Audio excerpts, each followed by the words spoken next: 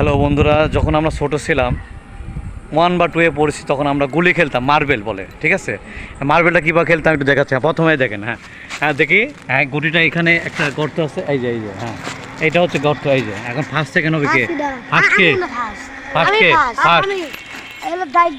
Dijk first.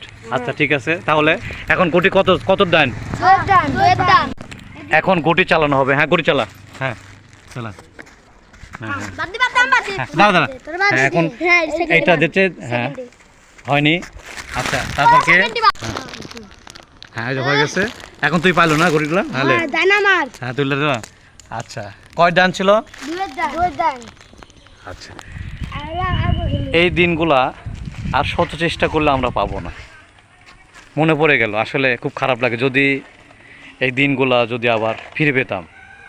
এই যে ছোট শিশু, এই যারা শিশুকাল, এদের না আছে কোনো টেনশন, কোথা থেকে খাবার আসবে, আসলে ভাবার বিষয়।